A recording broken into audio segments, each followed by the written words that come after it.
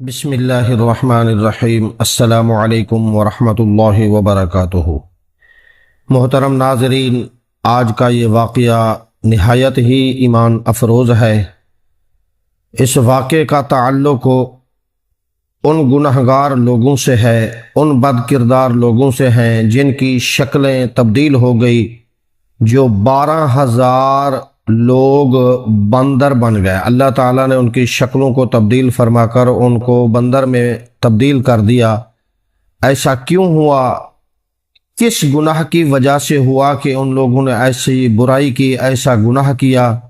کہ اللہ تعالیٰ کے عذاب میں گرفتار ہو گئے، کہ ان کی شکلیں تبدیل ہو گئی؟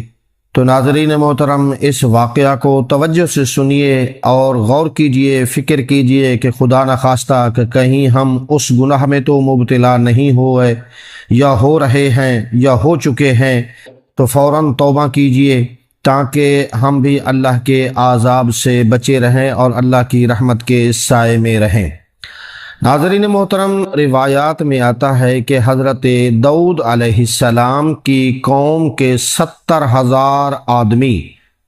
عقبہ کے پاس سمندر کے کنارے ایلا نامی گاؤں میں رہتے تھے،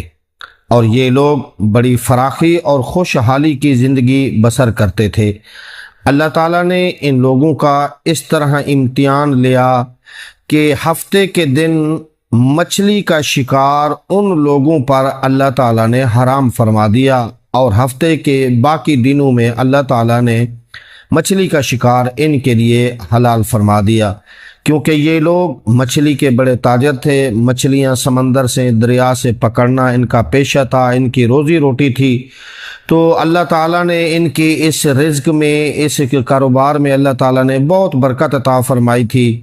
تو یہ جب بھی مچھلی کا شکار کرتے تو اس میں ان کو بہت فائدہ ہوتا تھا۔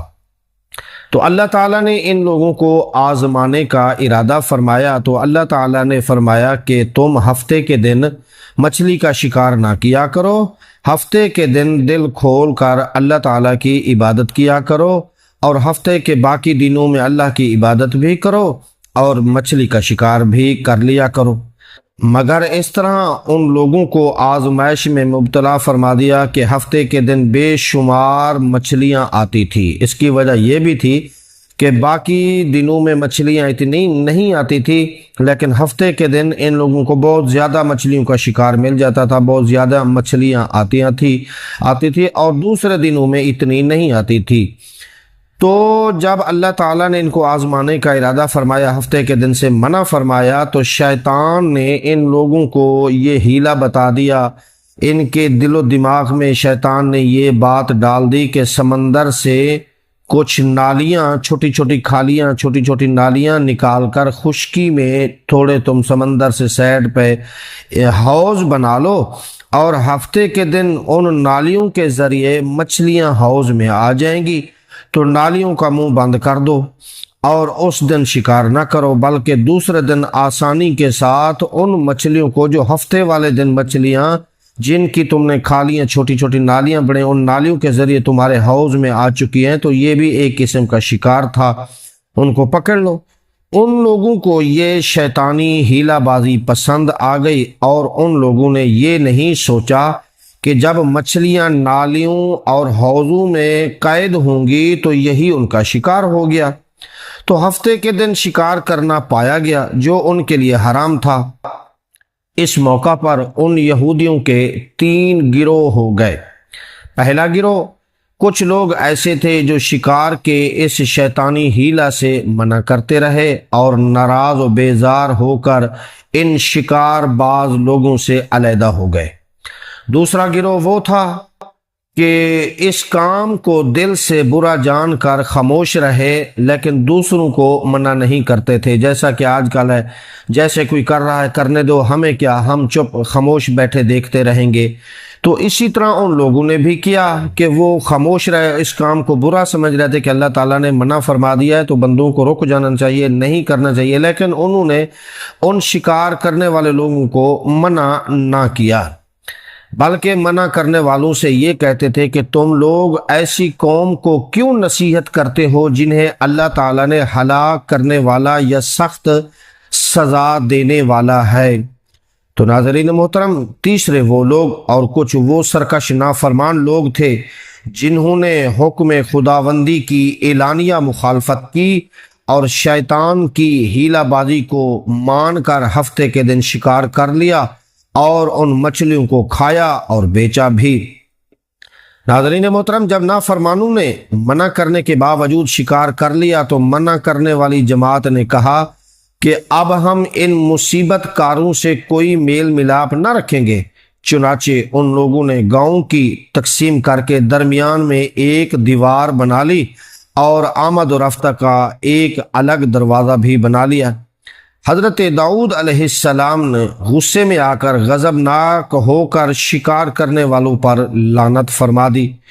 اس کا اثر یہ ہوا کہ ایک دن خطا کاروں میں سے جن لوگوں نے شکار کیا تھا ان خطا کاروں میں سے کوئی بحر نہیں نکلا،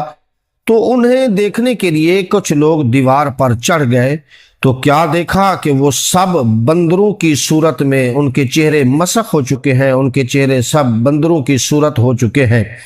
اب لوگ ان مجرموں کا دروازہ کھول کر اندر داخل ہوئے تو وہ بندر اپنے رشتہ داروں کو پہچانتے تھے اور ان کے پاس آ کر ان کے کپڑوں کو سونگھتے تھے اور زارو قطار روتے تھے، مگر لوگ ان بندر بن جانے والوں کو نہیں پہچانتے تھے کیونکہ سب کی شکلیں ایک ہی جیسی، بندر ایک ہی جیسا ہوتا ہے۔ اب یہ پتہ نہیں چل رہا کہ کون کس کا رشتہ دار ہے، کس کا نام کیا تھا، کچھ پتہ نہ چلا۔ ان بندر بن جانے والوں کی تعداد 12,000 تھی۔ یہ سب 3 دن تک زندہ رہے اور اس درمیان میں کچھ بھی کھا پی نہ سکے، بلکہ یوں ہی بھوکے پیاسے سب کے سب ہلاک ہو گئے، سب کے سب مر گئے،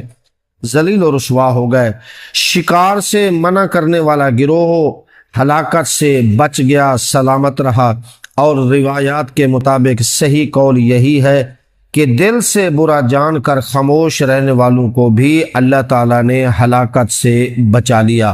تو ناظرین محترم، اس واقعہ کا اجمالی طور پر، اشارن طور پر اللہ تعالیٰ نے سورہ بقرہ کی اس آیات مبارکہ میں ارشاد فرمایا ہے،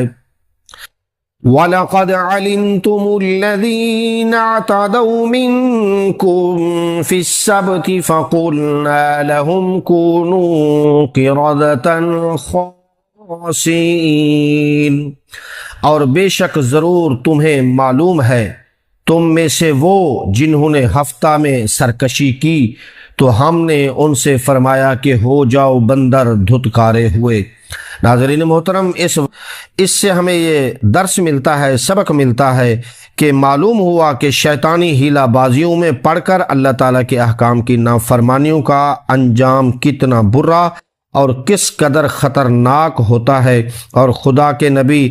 جن بد نصیبوں پر لعنت فرما دیں اور وہ کیسے ہولناک عذاب الہی میں گرفتار ہو کر دنیا سے نیست و نابود ہو کر